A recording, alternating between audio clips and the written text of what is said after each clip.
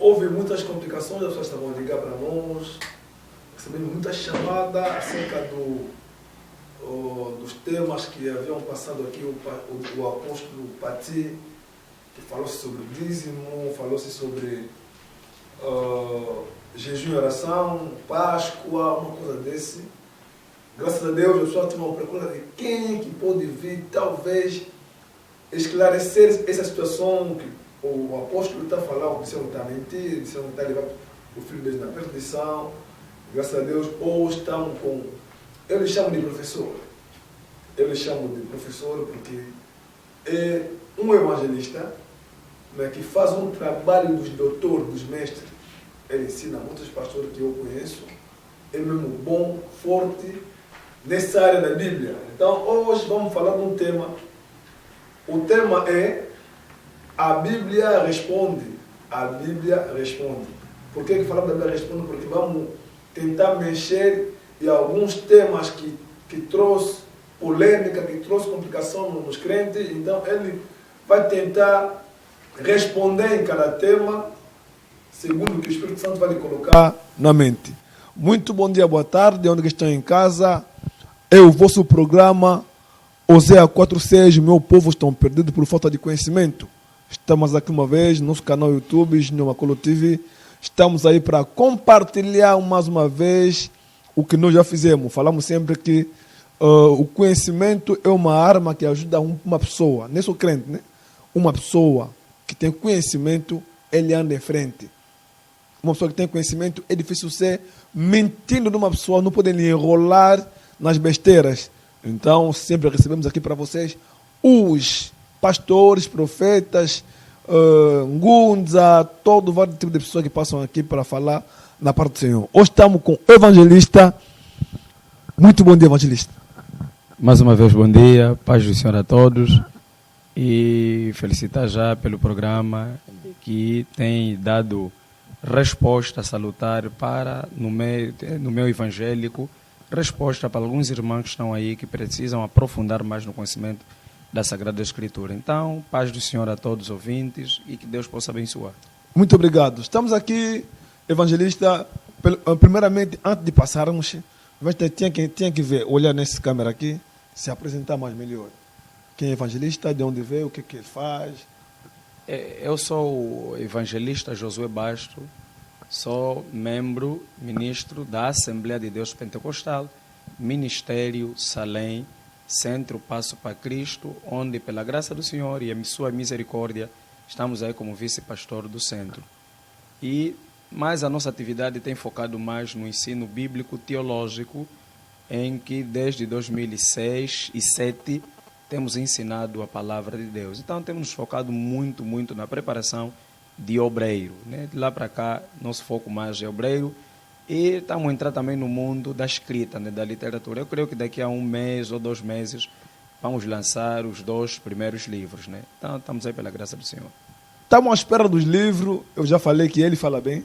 Eu confio muito, fala muito bem. Antes de começar, ia agradecer ao nosso presidente, a parte dos Estados Unidos, o presidente Junior Macolo. Abraços para vocês aí com o amigo dele que chama-se o Speechless Man. O Speechless Man, que comandou Le Petit, chefe Daniel. Então, abraço para vocês também. Mais uma vez aí nos Estados Unidos vou ver a Núria Mutoba, VK Pro, Chosen Man, Sérgio Lussala. Abraço para vocês. Evangelista, hoje vamos tentar a tocar nos temas que deixaram crentes preocupados. São vários, mas vamos tentar tocar uns deles. Gostaria de começar ainda com o que você apresentou há pouco tempo aqui. Você falou, estás na missão muito sentado na área da teologia. A teologia é o quê? Essa palavra teologia, teo, Deus, logia, estudo, tratado, Deus não se estuda. Então, teologia é o estudo dos discursos, das obras, dos feitos, daquilo que Deus fez. Praticamente, essa narrativa não é estudar Deus, mas é estudar as obras e as ações daquilo que Deus fez. E o fundamento da teologia não é outra coisa senão o que? A Bíblia Sagrada. Porque cremos que Deus se revelou à humanidade de duas formas: revelação natural e revelação especial. Na revelação natural, Deus se revela por intermédio do cosmos. A natureza em si prova de que existe um Criador. É aquilo que o filósofo Aristóteles dizia, que por detrás dessa beleza só pode ter um arquiteto que o projetou. Na revelação especial, Deus se revela de duas formas também: palavra viva e a palavra escrita. A palavra viva é Jesus Cristo de Nazaré. A palavra escrita é a Bíblia Sagrada. Logo, a palavra viva veio à terra e depois subiu, deixou a palavra escrita. Então, é essa palavra escrita que nós estudamos a palavra de Deus. Porque Jesus, sendo um mestre daquela época, e ele começou a ensinar a palavra. Então, o teólogo, a teologia, vai se encarregar nos estudos disto. Então, a teologia não estuda outra coisa, estuda mesmo as coisas de Deus, a palavra de Deus. Ok. Logo, o teólogo, a teologia não é carnalidade, não. A teologia desempenhou e desempenha um papel muito importante para os cristãos. Prova disso é que, quando a Bíblia fala toda a escritura divinamente inspirada por Deus, aí está a falar, a igreja primitiva vivia com base ao ensinamento do Antigo Testamento e a revelação do momento. Só para ter ideia, essa palavra testamento, Antigo e Novo Testamento, foram os teólogos que lançaram. A Bíblia que nós temos de 27 livros do Novo Testamento, quem congregou, quem reuniu tudo isso, foram os teólogos. Por quê? Porque depois da morte dos apóstolos, os pais da igreja, os outros deram continuidade, estava a surgir falsos ensinamentos na igreja, que estava a colocar em perigo o cristianismo e os ensinamentos de Cristo. Então, tinha que reunir em vários concílios de Niceia e de Cartago para tratar quais são os escritos que realmente Deus inspirou. Então, foi com isso que para aprovar os livros do Novo Testamento, eles seguiam alguns critérios para ser aprovado. Quais são os critérios? O primeiro critério para aprovar os livros do Novo Testamento, o primeiro critério é o critério da apostolicidade. O critério da apostolicidade significa que, para reconhecer esse livro, primeiro tem que ser escrito por um apóstolo que andou com Jesus, ou alguém que andou com os apóstolos. Por isso é que você vê todos os livros do Novo Testamento foram escritos por os apóstolos ou alguém que andou. Por exemplo, Lucas andou com os apóstolos, Marcos também. O segundo critério é o critério do conteúdo. O livro para ser aprovado, tem que ver, tá bom, esse livro de Atos fere um princípio do outro livro de Mateus ou de Marcos. Se o conteúdo vai tudo de acordo, então logo, esse é o segundo critério para ser aprovado. O terceiro critério era o critério da universalidade. Este livro, para nós aprovar, a igreja de Antioquia aceitava, a igreja de Éfeso aceitava. Esse é o terceiro critério da universalidade. O quarto é o critério da inspiração. Esse livro foi inspirado. Então, reunindo todos os critérios, viram que não. Os livros que estavam a trazer obedeciam a todo o critério. Então, tudo isso quem fez foram os teólogos. A Bíblia hebraica, que era os escritos, não tinha capítulo nem versículo. Quem obedeceu o capítulo X de versículo, meteu em ordem, foram os teólogos. A palavra trindade, quem lançou foram os teólogos. A nossa Bíblia que nós estamos a usar, quem reuniu tudo isso foram os teólogos. Logo, devemos agradecer e louvar a Deus, porque Deus levantou os teólogos. Só para ter uma ideia, meu caro irmão Giovanni, quando os apóstolos morreram, o judaísmo estava penetrado de uma forma dentro da igreja, porque para o judeu, para aceitar, para te reconhecer como filho de Deus, tinha que estar circuncisado. Tinha que obedecer vários rituais. E os apóstolos deixaram que não era assim. Então o que aconteceu? Tinha que se levantar os pais da igreja, que foram aqueles que foram discípulos dos discípulos de Jesus, os Tertuliano, Irineu, João Mártir, todos esses que eram teólogos e apologeta, para defender, dizer que não. No cristianismo não é no judaísmo. Cristianismo é assim, assim, assim, assim. E quem fez isso foram os teólogos. Tá bem. Evangelista, antes de progredir mais, de avançar mais um bocado, vamos parar um bocado aqui. Eu tenho uma pergunta. Tem 2 versículos bíblicos. Primeiro se fala de Jesus prometer antes de voltar, de regressar no céu. Mandarei-vos o Espírito Santo, ele vai vos ensinar. Certo? Quais são os ensinamentos que o Espírito Santo deveria ensinar no povo que ele não consegue ensinar e os teólogos ensinam na pessoa? O que vai fazer? O Espírito Santo te recordará. Você aprendeu, o Espírito Santo vai te recordar. É recordar. Eu passo num bairro e depois eu não posso ir num sítio e dizer que eu estou a recordar aqui enquanto eu nunca passei lá. Eu só vou recordar se um dia eu passar. Eu para chegar aqui, eu já não liguei mais não liguei mais para o irmão Giovanni, porque essa é a segunda vez. Eu recordei, não, tem uma árvore, tem aqui, não é aqui. Recordar. O Espírito Santo nos recordará. Mesmo nos ensinar, o Espírito Santo fala. Mas também não esquece que Deus colocou o quê? Os mestres. Por que ele colocou os mestres final? Do jeito que o pastor cuida das ovelhas, os teólogos não se preocupam com a sã doutrina. É o mestre.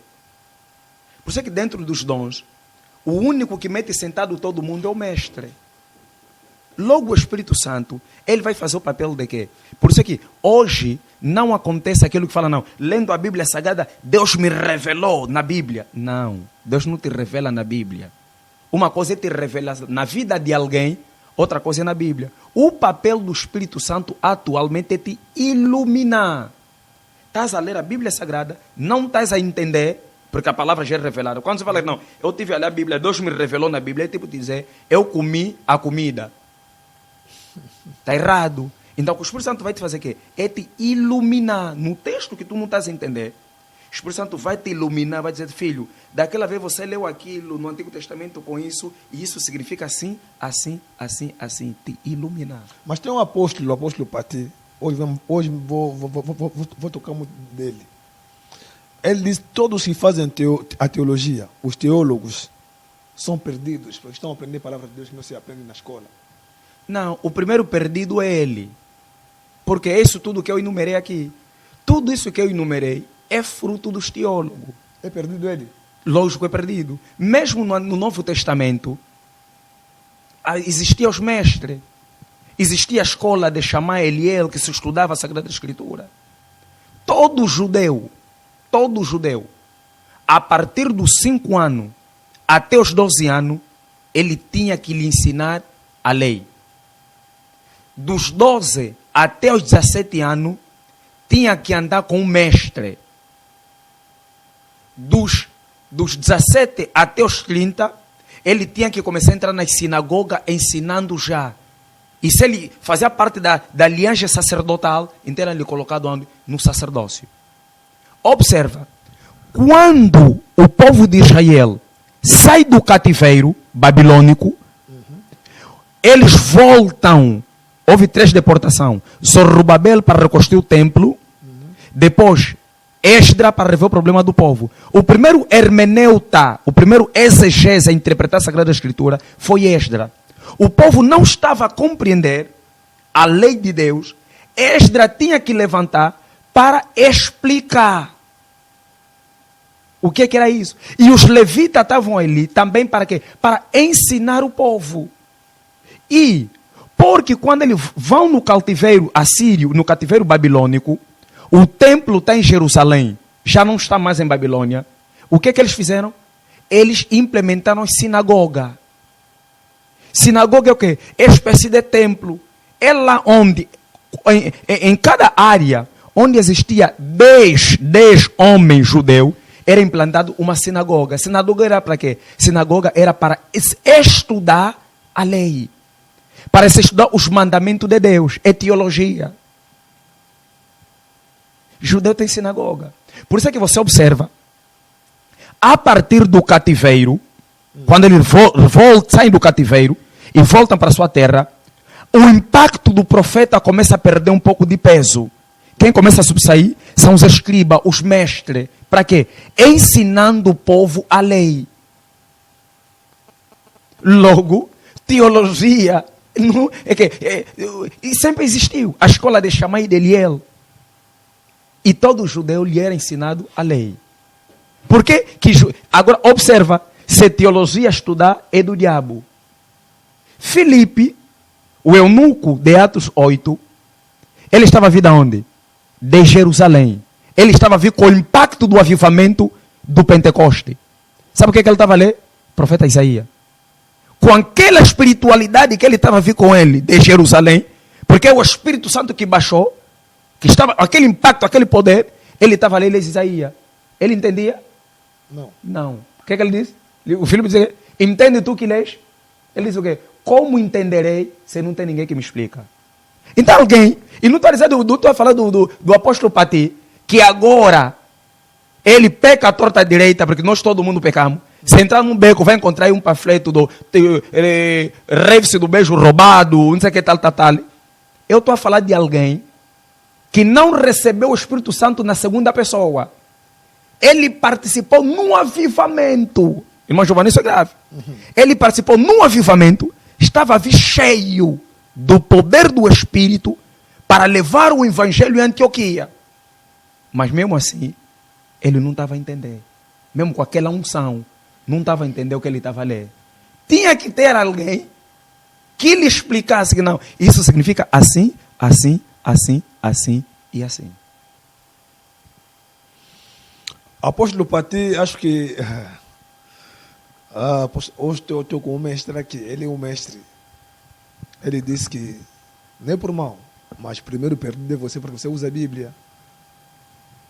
A Bíblia que foi criado, que organizou os teólogos. Você usa isso, é complicado. Não vamos ficar muito aí. Sim. Acho que na próxima vez que terei mais tempo de explicar melhor da teologia, eu sei que ele vai vir vos encontrar também. É bom nisso. Outro tema que está deixando o povo um pouco assim, ansioso, é o dízimo. Apóstolo Pati. Não, até que não é ele, porque ele também deu versículo da Bíblia que está a provar isso. Que dízimo, no Novo Testamento, não tem onde um discípulo ou apóstolo pregou o dízimo. Porque são mandamentos que eram mandados no Antigo Testemunho. Agora, por que nós cristãos de hoje estamos a usar dízimo na igreja? Estamos a pagar o dízimo. Se Jesus já morreu para nós, Jesus já morreu, já pagou o dízimo na cruz. Ele se deu como dízimo para nós, não pagamos dízimo. Por que nós pagamos dízimo? Primeira coisa, existem leis civis e leis cerimoniais. As leis cerimoniais de oferta de sacrifício, matar animal e tudo isso, Jesus morreu na cruz. Hoje, irmão Giovanni, você já não leva mais cabrito, não leva mais cordeiro para matar, não. O véu rasgou de alto para baixo. Agora, as leis civis. Existe. Matar é crime. Muita coisa. E por outros que defendem isso do dízimo, primeiro está errado. Dízimo não surgiu com Moisés. Se eles estão dizendo que é lei do Antigo Testamento, tá bom. O dízimo é mais velho da lei. Começou com Abraão. O dízimo surgiu com quem? Com Abraão. Abraão. Tá vendo? E para quem estuda a história, eu, por exemplo, por além de ser teólogo, eu fiz filosofia. No ICED, Luanda. Sou formado em filosofia. E eu estudei a história da humanidade, está dividido em antiguidade, idade média, moderna e contemporâneo. Estamos na época contemporânea. Eu estudei as civilizações antigas. Até nas civilizações antigas, da Suméria, lá, nos pagãos, se dava dízimo. Então, o dízimo é mais velho da lei. Antes da lei ser lei, dízimo já existiu. Surge com quem? Lá nas civilizações antigas, na Mesopotâmia, Suméria surgiu. E Abraão devolve o dízimo. A quem? A Melquisedeque. Lei não estava. Jacó, quando ele sai da casa dos seus pais, estamos a falar em Gênesis 28, 20 em diante, o que é que diz? Que Jacó disse, olha, se o Senhor for comigo e o Senhor me abençoar, eu te darei o quê? O dízimo e as ofertas. Logo, estamos a ver aqui, Moisés e Abraão são mais velhos de quem? Oh, Jacó e Abraão são mais velhos de quem? De Moisés. De Moisés. Estamos aí. E encontramos agora na lei Deus ratificar que o povo tinha que devolver o dízimo. Nós hoje na igreja falamos só dá dízimo quem trabalha. Mas não é assim em Jacó. Em Jacó, a palavra hebraica é achar. O que é achar? Achar significa prática de devolver a Deus tudo aquilo que nós recebemos. Se eu entregar algo no irmão Giovanni, 10 mil, o irmão Giovanni tira lá a 10ª parte, mesmo não trabalhando. Essa palavra hebraica, achar, no Antigo Testamento, significa, no hebraico, essa palavra dízimo é achar, que é devolver a Deus tudo aquilo que eu recebo. Né? Tira lá a 10ª parte. Logo, o dízimo, depois vamos encontrar na história da lei, em que os sacerdotes da aliança sacerdotal não poderiam ter terra. Então Deus instituiu também isso. Para quê? Para o sustento dos sacerdotes. Mas se nós entrarmos, observa, aqui primeiro já cortamos tudo. Por quê? Porque se ele está a invocar aqui lá no Antigo Testamento, estamos aqui a dizer que a lei surgiu, o dízimo surgiu antes da lei. Só que ele disse o seguinte, ele disse que mesmo no Antigo Testamento também aí, onde lemos aí Abraão, Jacó e tudo, só deram o dízimo uma vez. Não, porque a história só mostrou ali. É assim, há coisa que quando você está a interpretar um texto, tem que buscar, em hermenêutica, arte de interpretar texto, nós ensinamos. Quando está a se ler um texto, tem que ler o contexto antes do texto, o contexto depois do texto. Ou seja, se o meu capítulo é o capítulo 14, versículo 13, eu tenho que ler o antes do 13 e o depois. Porque o texto sem contexto causa pretexto. Okay. E eu tenho que ler todos esse ambiente, do ponto de vista cultural, histórico, para interpretar bem, fazer uma boa interpretação. O contexto daquele momento era aquele. Só a partir dali, para quem mesmo interpreta, sabe, só o fato dele pegar aquilo, veio da batalha, devolver, quer dizer que é uma prática que ele fazia. Então está explícito aqui uma prática. Jacó também, agora Jacó. Só que Abraão, no Abraão, a Bíblia diz, é a primeira vez que se deu dízimo. Não. A Bíblia, a história, o versículo bíblico, a história, só narra aí. Porque se nós falar tudo de Abraão, não. Só que Deus, por isso que a Bíblia é uma palavra, ela foi inspirada. Deus selecionou detalhe por detalhe. A Bíblia tem muita coisa que, tem muitas coisas que, como é que surgiu a humanidade, como é que as lutas dos impérios, por exemplo, na Bíblia você consegue ver a palavra Sócrates a falar, Aristóteles, Platão. Não. Por quê? Porque Deus não queria. Nem tudo que Abraão fez está registrado. Mas só o facto de dizer, então, irmão Giovanni, se o teu filho vem aqui, teu filho vem, e ele vê o telefone aí, e não pega, não mexe, e outra criança vem e mexe, o que você vai dizer? Vai dizer, não, o filho do irmão Giovanni, ele aprendeu que telefone de mais velho não se pega. Não se pega. Aprendeu aonde? É preciso te falar mais, não, todos os detalhes, não, como é que ele aprendeu, não sei o que tal. Não. Só o facto dele não mexer, já está explícito aí, que ele aprendeu assim, que não se mexe. Logo aqui no texto, está claro. Então Abraão já aprendeu. Já sabia, assim já devolve. Agora, no Novo Testamento, onde se fala de dízimo? No Novo Testamento, é assim, existem algumas leis civis e não só, que a Bíblia não é necessariamente o Novo Testamento reafirmar. Por quê? Porque está explícito. Não é necessário, irmão Giovanni, te falar, se você está com necessidade menor, tem que ir no WC, tem que te falar, mas vai no WC. Se você já aprendeu. Então, no Novo Testamento, a Bíblia está aqui diz o que Paulo diz? Digno é o obreiro do seu salário. Salário vem de onde? Quem trabalha no altar, come do altar. Pronto.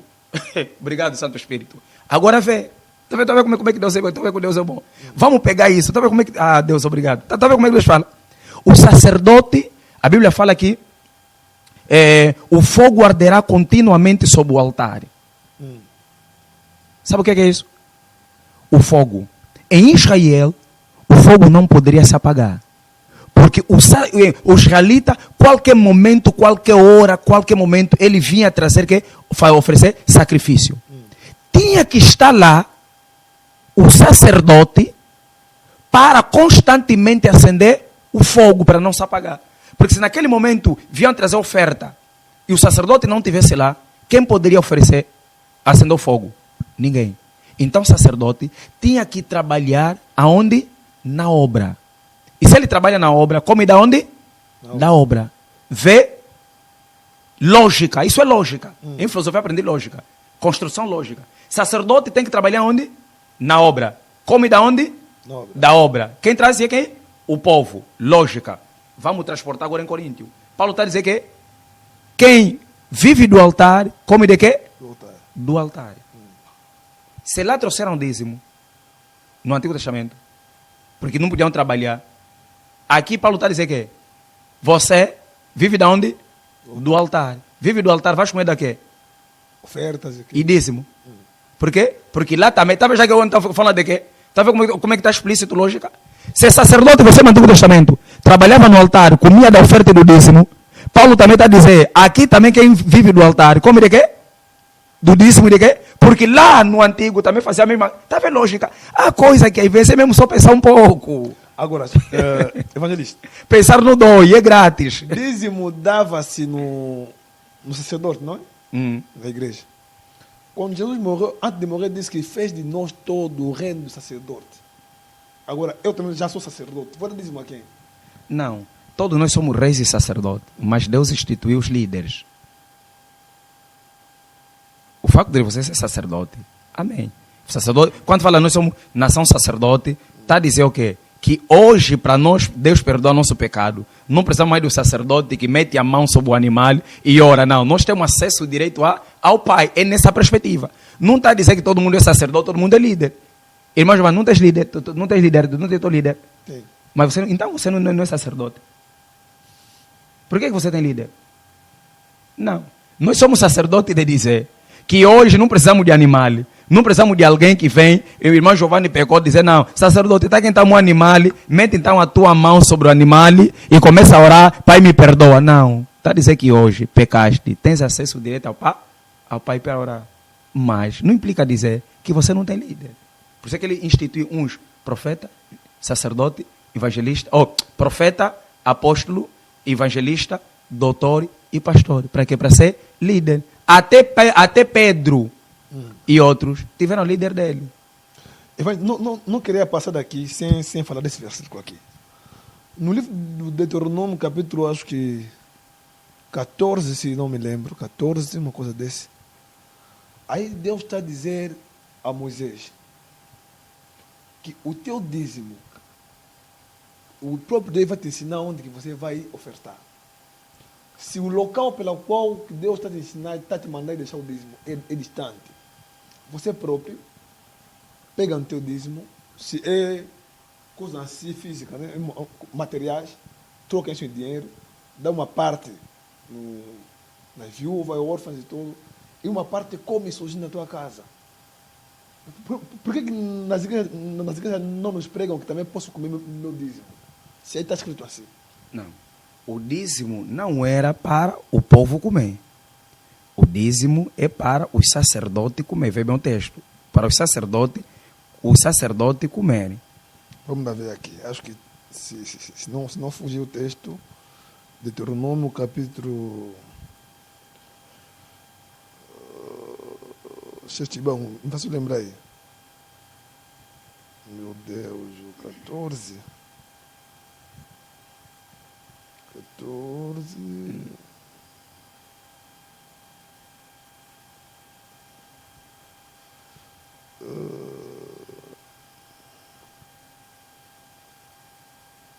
Aqui.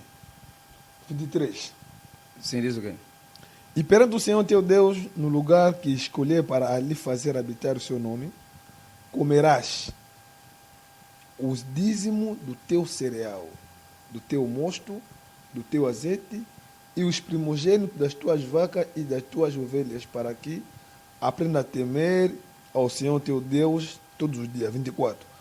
E quando o caminho te for tão comprido que os não possas levar por estar longe de ti, o lugar que escolheu o Senhor teu Deus, para ali, por seu nome, quando o Senhor teu Deus te tiver abençoado, 25, então vende-os. E ata o dinheiro na tua mão e vai ao lugar que escolheu o Senhor teu Deus, 26. E aquele dinheiro darás por tudo o que deseja a tua alma, por vacas e por ovelha e por vinho e por bebida forte e por tudo que te pedir a tua alma, come-o ali perante o Senhor teu Deus e alegra-te tu e a tua casa. Sim, vê o contexto. Deuteronômio 20, 14. 14. Capítulo 20, comecei 23 Não. até 25. Deuteronômio capítulo quê? 14. Capítulo 14, versículo Comecei 23 até 25. 23. Vê bem.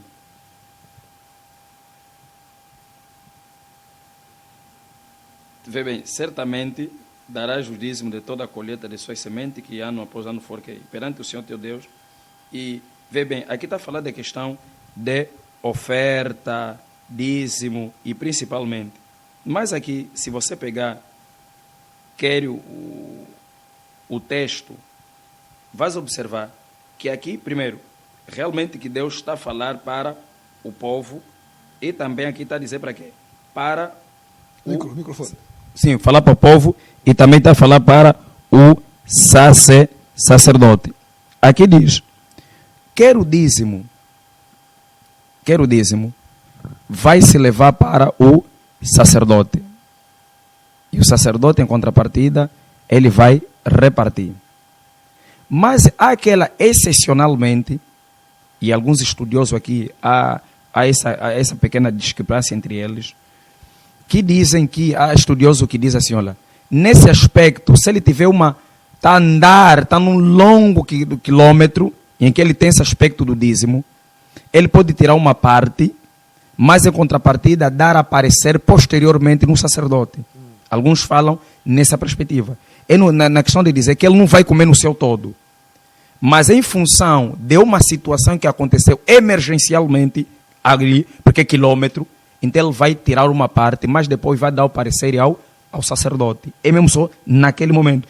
Aquilo que nós, na lei, nós falamos, lei espacial. É o caso dos animais. Não. Deus instituiu, olha, há um certo grupo de animal que você tem que comer, outros não podem comer. Por quê? Porque são um animal propício para o deserto. Já no lugar não. Então, esse texto, alguns estudiosos dizem que configura nessas perspectivas. É circunstancial do momento, por causa da quilometragem. Então, alguém que está a levar comida, está a sair de um lugar para outro, está a ir trazer algo, vai morrer com fome? Não. Então, usa aquilo, não todo, depois dá o parecer ao sacerdote. Então, alguns estudiosos pegam nessa perspectiva. Não é dizer que é do seu todo, de que tem que comer o dízimo, oferta, não. Não é nessa perspectiva. Agora, segundo o evangelista, que o apóstolo está errado de pregar que não pode se dar dízimo na igreja. Não. De tudo isso que eu abordei, está bem claro. Dízimo é mais velho da lei, digno do seu salário. E até o correto não é dar dízimo. O correto, a linguagem certa é dizer devolver. Porque devolver o dízimo. O dízimo. Agora, uma coisa que nós não devemos lançar é essa teologia do medo. De dizer, se você não dá o dízimo, vai estar amaldiçoado. Não, nós não pregamos isso. É o devolver o dízimo. É um sentimento de reconhecimento por aquilo que Deus faz. E Deus tem feito na minha vida. É eu dizer, Pai, se eu estou aqui, é você que me deu. Então, uma igreja bem instruída, não é preciso toda hora passar na igreja, começar toda hora a gritar, você vão te amaldiçoar. Não, nós não pregamos esse tipo de mensagem. Nós pregamos, ensinamos que tem que se dar o dízimo. Agora, é a partir dali que o crente vai ter, um crente lavado, redimido no sangue do Cordeiro, ele vai devolver em forma de reconhecimento, em forma de gratidão, dizer que, Pai, é sobre você, tudo é para ti. Então, digno é o obreiro do seu salário. Então, podem devolver o dízimo, podem dar o dízimo, porque também o dízimo tem várias finalidades, né? Para os servos de Deus, para ajudarem as viúvas e outra coisa mais. Por exemplo, temos o caso de Benguela, esse que está acontecendo, é mesmo nos dízimos. E uma coisa, irmão Giovanni, os homens de Deus em Angola sofrem. Por quê? Os dízimos que nós damos.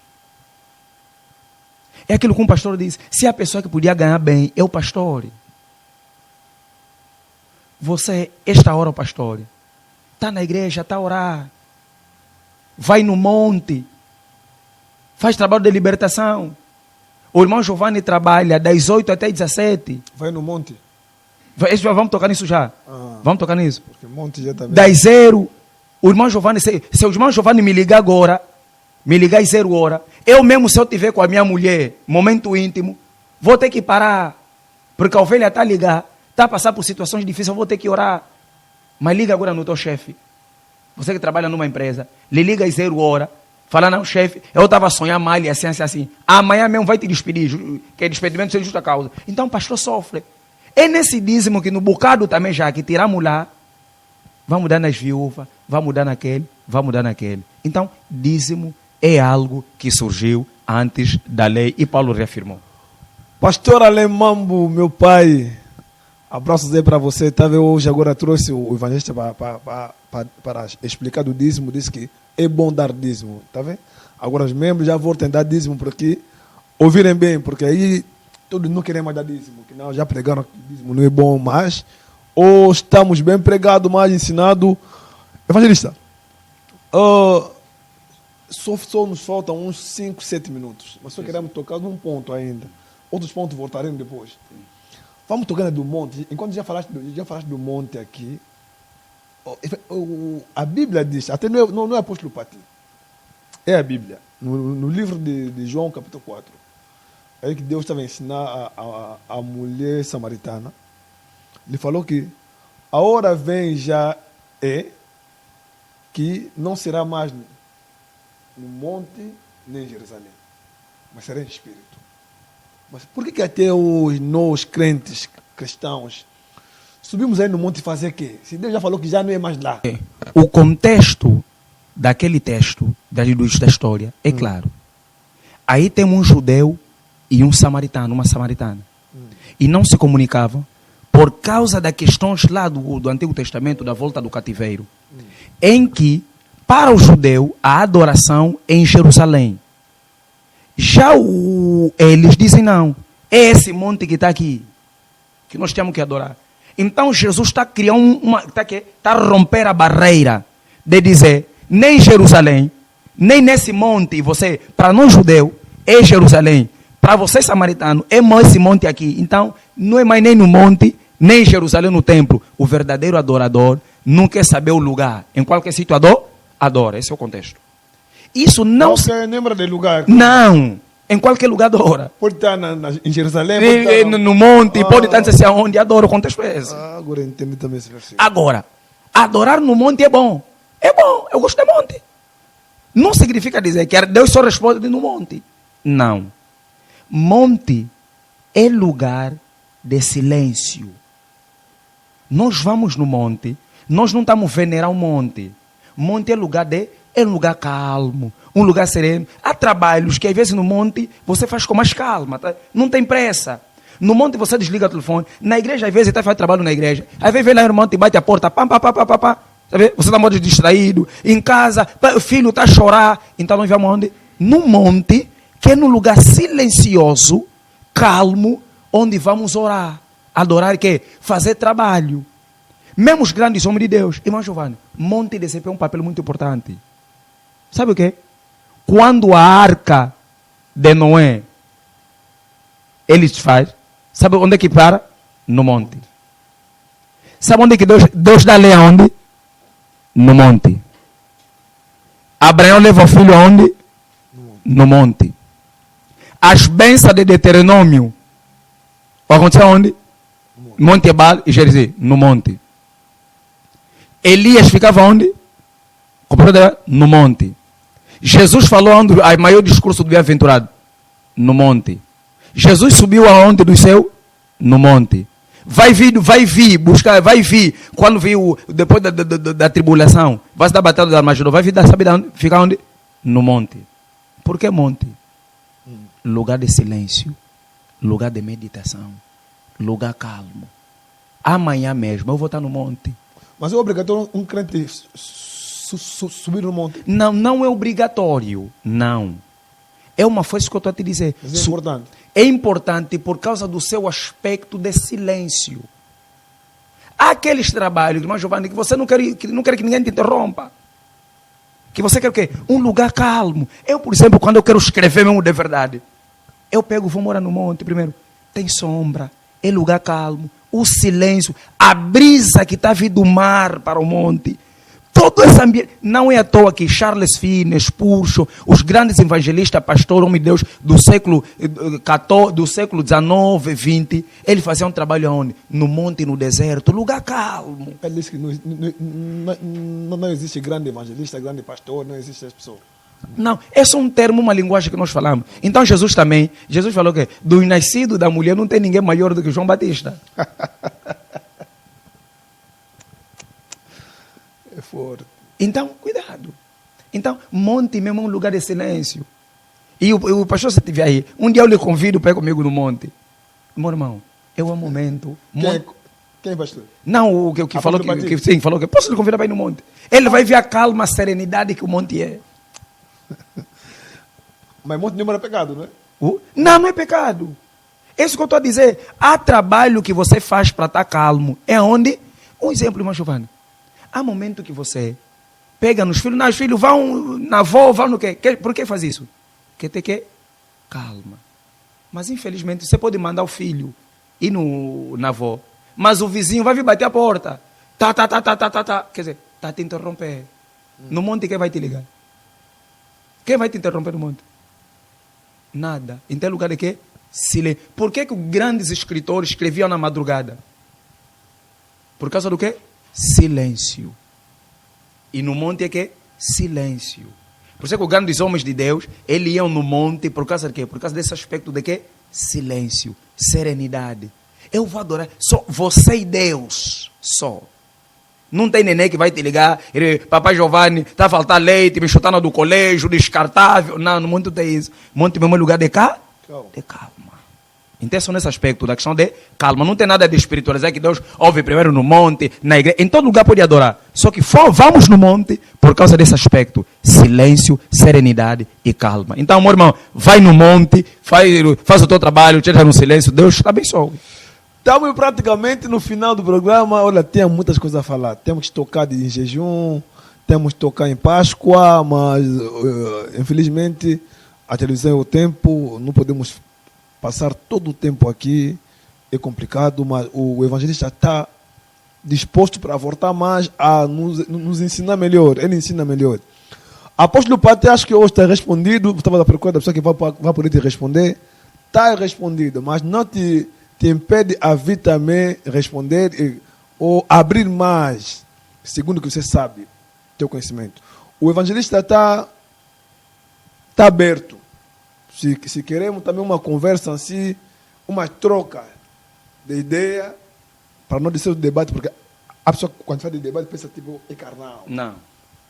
Um debate, não, mas se você não querer debate, uma troca de ideia com o evangelista, ele está disposto para receber, e tudo isso só para esclarecer o povo de Deus. Não estamos aqui para lutar e criar conflito, não. É esclarecer o povo de Deus a saber como andar. Evangelista, acho que já estamos mesmo no final do programa. Infelizmente, outros pontos vamos tocar no próximo programa. Mas eu queria que a gente olhasse mais aqui, nessa câmera aqui, durante 1 minuto e meio. Englobar, fazer o resumo de tudo que falaste e pregar pelo menos uns 5 segundos ao povo que te acompanha hoje. Meus amados em Cristo Jesus, venham aqui para... O assunto é muita coisa, é muita bagagem que nós temos. Mas reafirmamos, meu irmão, devolva o dízimo ao Senhor, porque Deus precisa do teu dízimo. A igreja não tem um outro fundo de manejo, o único fundo é a tua oferta, o teu dízimo. Para dizer que o dízimo é mais velho da lei. O dízimo surgiu antes da lei. Moisés e Abraão já deram, Abraão e Jacó devolveram o dízimo, e o sacerdote comia do dízimo da oferta, e Paulo fala em Coríntio, digno é o obreiro do seu salário, e quem trabalha no altar, come do altar. Vai comer como? Do dízimo. Então, devolva o teu dízimo para dar. Também temos muita viúva, muitos problemas. Então, o dízimo não confina-se só no Antigo Testamento.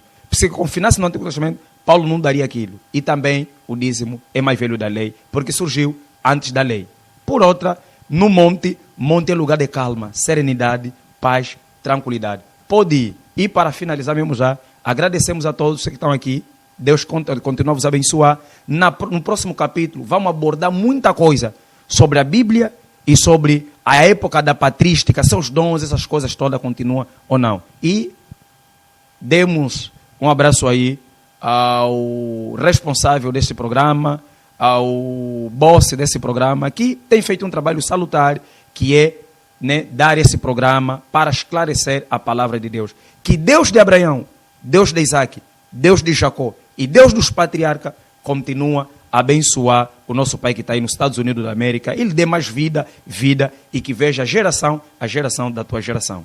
E Deus vos abençoe. Em Cristo Jesus estaremos disponíveis para conversa, para debate. Não é debate, é uma conversa amena. Deus vos abençoe. Amém, amém. Ela se chama Ruth Catambala, minha esposa. Também, abraço está aí para você. O abraço vai a Osvaldo Manzambi, meu irmão Petit, o marido da Plamedi Bilesse. Também abraço para você em Brasil. Abraço a Juvenciris, aí na França. Abraço para você, Baby Black, França também. Abraço para você também. O nome está fugindo um bocado, mas são muitos, são várias pessoas que eu poderia cumprimentar hoje. Infelizmente o tempo é o tempo. Muito obrigado aos nossos irmãos que estão lá por detrás de câmera. O engenheiro de Cristibango, o engenheiro Nguinamão Patrício Mulumba. Que Deus abençoe também, porque sem vocês não estaremos aqui para dar o programa. Se Deus nos voltar, vamos nos encontrar na próxima vez. Tchau, tchau.